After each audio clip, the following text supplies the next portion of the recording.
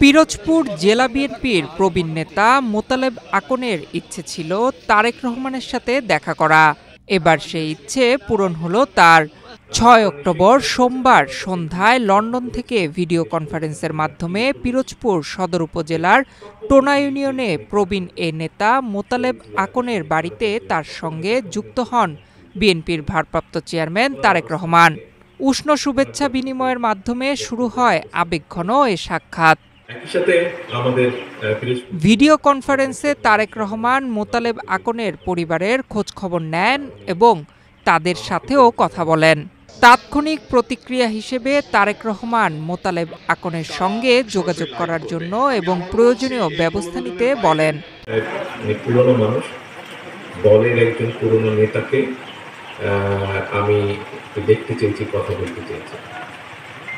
আপনারা নিশ্চয়ই খেয়াল করেছেন, আমি ওনার কাছে একটি কথা বলেছিলাম, জিজ্ঞেস করেছিলাম যে ওনার কি উপদেশ সকল বিএনপির নেতা কর্মী, শহীদ জিয়া, দেশনেত্রী খালেদা জিয়া, সকল নেতাকর্মীর প্রতি ওনার কি উপদেশ। উনি ওনার অবস্থান থেকে ওনার যতটুকু বক্তব্য উপস্থাপন করেছেন।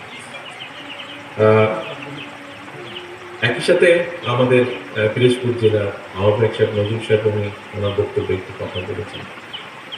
উনি আমাকে বলেছেন অনুপ্রেরণা। নজরুল সাহেব, বিষয়টি আমি এভাবে দেখি না।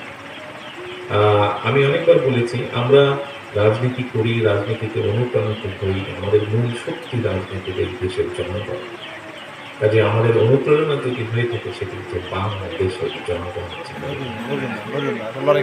বাংলাদেশের মানুষ যতবার আমরা যদি রাজনৈতিকভাবে ব্যাপারটিকে দেখি, রাজনৈতিক বিবেচনায় দেখি, অর্থাৎ নির্বাচন দেখি, এবং নির্বাচনে আমরা দেখেছি এদেশের মানুষ যতবার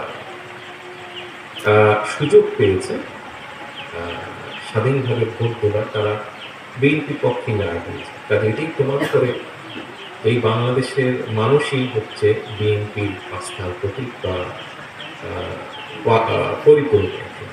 সাক্ষাতে উপস্থিত ছিলেন বিএনপির সিনিয়র যুগ্ম মহাসচিব রুহুল কবির রিজভী। এ সময় রুহুল কবির রিজভী পিরোজপুরে উপস্থিত থেকে মোতালেব আকনের হাতে তারেক রহমানের পক্ষ থেকে শুভেচ্ছা ও কৃতজ্ঞতা জ্ঞাপন করেন। একটি রাজনৈতিক দল আমাদের খুব সমালোচনা করছে এবং নানা ধরনের কর্মকাণ্ডের করে আমাদেরকে বিভিন্নভাবে সমালোচনা করে যাচ্ছে। তাই সেই সংগঠনটির নামও তিনি উল্লেখ করেন। চরিত্র গঠনের এটা একটা বড় দিক আমরা এই বক্তব্যের মধ্যে থেকে শিখব। এটাই দেশে ব্যতিক্রমী একটি ঘটনা। আমরা এর আগেও দেখেছি, ফ্যাসিবাদের আমলে দেখেছি, এমনকি বিদেশি অতিথিদের সামনেও দেশের বিরোধী দল নিয়ে আজে বাজে নোংরা কথা বলা হতো। এটা আপনি প্রত্যেকেই জানেন। কিন্তু আমার কাছে এটা মনে হয়েছে, আমরা বিস্মিত হয়েছি যে কালকে ভারপ্রাপ্ত চেয়ারম্যান বহুদিন পর, প্রায় 15-16 বছর পর তিনি একটি আন্তর্জাতিক গণমাধ্যমে সাক্ষাৎকার দিয়েছেন। সেই সাক্ষাৎকারে একবারও রাজনৈতিক প্রতিপক্ষদের নাম তিনি ধরেন। এটাই হচ্ছে চরিত্র গঠনের একটি বিষয়। আমরা এখান থেকে শিখব যে আমরা সমালোচনা করব,